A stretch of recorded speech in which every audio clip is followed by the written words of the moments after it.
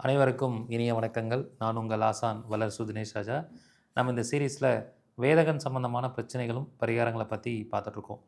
பொதுவாக சனி வந்து செவ்வாயோட நட்சத்திரத்தில் இருந்தால் வேதகன் நட்சத்திரத்தில் இருக்காருன்னு அர்த்தம். ஃபார் எக்ஸாம்பிள் சனி வந்து இப்போ சித்திரை நட்சத்திரத்தில் இருக்கார், அப்போ வேதகன் சாரம் வாங்கிட்டாரு, அதனால் பிரச்சனைகள் வரும்னு நினச்சிட்ருப்போம். அந்த பிரச்சனைக்கு என்ன மாதிரி பரிகாரங்கள் பண்ணணும் அப்படின்னா, சித்திரை நட்சத்திரத்தோட உணவுப் பொருளை ரெகுலராக தானம் பண்ணிகிட்டே இருக்கணும். தசாபுக்தி நடக்குதோ நடக்கலையோ, அதனுடைய கர்மா உங்களுக்கு எப்பயுமே பாதிக்காத அளவுக்கு நெகட்டிவ் பிரச்சனை வராமல் இருக்கிறதுக்கு என்ன பண்ணணும்னா, சித்திரைனாலே சர்க்கரை பொங்கல்னு அர்த்தம். மாதம் மாதம் சித்திரை நட்சத்திரத்தில் சர்க்கரை பொங்கல் தானம் பண்ணிட்டு வாங்க. அதே மாதிரி அந்த நட்சத்திரம் சம்மந்தமான விஷயங்களை எதுவுமே ஆக்டிவேட் பண்ணக்கூடாது. சித்திரைன்னா ஜவுளி கடை, அப்போ ஜவுளி கடைக்கு அதிகமாக போகக்கூடாது. குறிப்பாக சித்திரை நட்சத்திரத்தன்னைக்கு ஜவுளி கடைக்கு போகாதீங்க. அப்போ வேதகன் சாரத்தில் ஒரு கிரகம் இருந்தால் அந்த நட்சத்திர உணவை தானம் பண்ணுங்கள். அந்த நட்சத்திரத்தோட விஷயங்களை டீஆக்டிவேட் பண்ணிகிட்டே வாங்க. இதை செஞ்சுட்டு வந்தாலே வேதகனோட தன்மையை, நெகட்டிவான தன்மையை நம்ம குறைத்து கொள்ள முடியும்.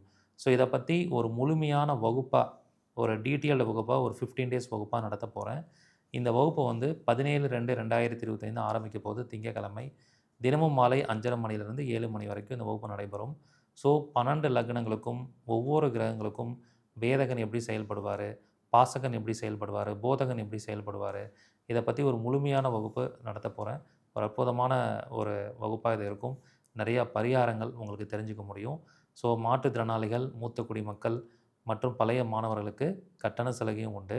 இதில் கலந்துக்கிற எல்லா மாணவர்களுக்கும் வேதகன் சம்மந்தமான விஷயத்த எப்படி கையாளணும்னு உங்களுடைய தனிப்பட்ட ஜாதகத்தை வகுப்புலேயே போட்டு அதுக்கான பரிகாரங்களும் உங்களுக்கு இலவசமாக கொடுக்க போகிறேன்.